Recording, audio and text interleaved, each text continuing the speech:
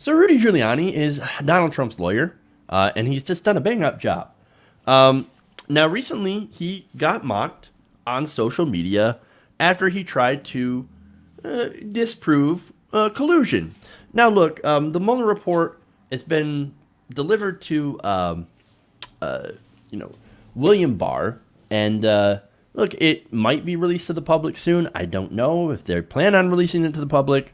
And look, to be honest, I am actually kind of worried that the Mueller report will be a bit of a letdown. I think it might be a little too narrowly focused in collusion and doesn't really examine any potential financial crimes, which I really think is where you would actually get Donald Trump. Now, I think the focus on collusion, bit of a waste of time, given that Trump, of course, as I said, has likely perpetrated other crimes. Nonetheless, Giuliani and Trump seem to be super focused on disproving collusion. In fact, there's a recent report where now Donald Trump is greeting reporters with no collusion, no collusion. Okay, yeah, fun. Now, Rudy Giuliani, of course, in his infinite wisdom, attempted to disprove the Steele dossier, which, of course, has some salacious stuff in it, along with alleging collusion, and he tried to do that by citing some dubious sources. Wikipedia. Now, Giuliani tweeted out, since 2009, Steele has not been to Russia or visited any former Soviet states, and on 2012, an Orbis informant quoted a SFB agent describing him as an enemy of Mother Russia. I don't know why I'm doing that in the Trump voice. The sort of Trump voice. Okay. Okay, you're going to believe, what? A Russian agent saying that, oh, no, Steele is an enemy of Mother Russia, so you shouldn't believe him at all. Look, I don't believe Steele. Not necessarily. I actually believe that we need more evidence on that. But Giuliani continues, the below excerpt from Wikipedia, if true, is another indication that the Steele dossier about Russia is a phony work of political opposition research. Comey never bothered to check when Steele was last in Russia, so where was it written and who wrote it? We demand answers. Again, I've had my doubts about the Steele dossier, I'll be honest about that. I think some parts have been proven to be more or less true, but others not so much. So I would consider it not quite a reliable source of information. And yeah, certainly, again, a lot of salacious stuff. That said, when you're talking about sources, Wikipedia, not such a good source, given that anybody has the power to edit Wikipedia entries at any time. When you can go in and edit entries, then you can't necessarily trust what things say.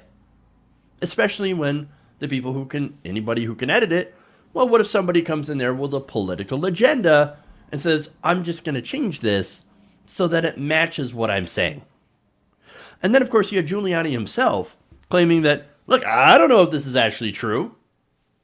Even at the same time, claiming that if true, it would completely destroy Steele's credibility.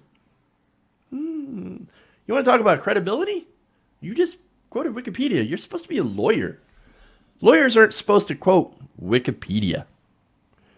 Obviously, of course, this flawed analysis based on flimsy evidence got a lot of pushback on social media, which is fun. I'm going to start with reading a few tweets. Patrick Monahan tweets in, very cool report. What grade are you in? I would guess probably about 8th. Not to, of course, be, at all dismissive of 8th graders. Tim says, Grandpa Munster uses the internets. Oldman Battle Angel says, see me after class. See me after class.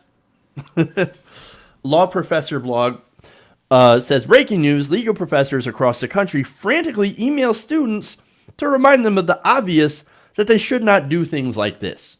When I was in college, and I'm pretty sure it hasn't changed, we would get basically flunked. We would get failed. Our papers would not be accepted if we used Wikipedia as a source. That is a no-no. And again, it's because, of course, not that everything on Wikipedia is wrong, it's that it can be edited at any time, so it's not necessarily a trustworthy source. Billy D says, Your Honor, I'd like to submit the following as evidence. This excerpt from Wikipedia, if true. Grade A lawyering, Rudolph. This guy's a lawyer. How is he a lawyer? I don't understand how someone this dumb can actually be a lawyer. Edward de Routier says, We're so lucky to have you as Trump's lawyer. David Nunes' bunny says, Whatever you say, Rudy Kaludi. And Allison M.I. says, Boy, that didn't take long. And finally, I always love it when people do this. Quote, Sir, this is a Wendy's drive-thru. Look, on a serious note, this is a guy who was charged with defending Donald Trump on the Mueller investigation. No lawyer worth anyone's salt would ever offer a defense from such a dubious source. But again, look at Rudy Giuliani. You know, there was basically a blackout on him where he would not go on TV because he kept saying stupid things. But that said, he and Donald Trump deserve each other. They're both incredibly dumb people. And the scary thing is, and this is what I always worry about, if the Mueller report is what I'm fearing to be underwhelming and not enough evidence or not enough wrongdoing on the part of Donald Trump that is provable, and that's crazy to say, by the way. But if the scope of this investigation and the findings were too narrow and only looking at collusion during the 2016 election, and they don't find anything enough to, I don't know, get him with some sort of financial crime or whatever, then these guys could both walk away and declare victory. I mean, again, they'll be like, we were right all along. No collusion, but you ignore the 47 other different crimes that you're doing right now, that you're being caught. And look, I think that would be a huge shame. But at the end of the day, if that happens, the Democrats will not touch him because they focus so much on one single thing. So, I mean, today, this could be good or this could be maddening. Hey guys, hopefully you enjoyed that free video. Now I'm going to have to ask you a favor.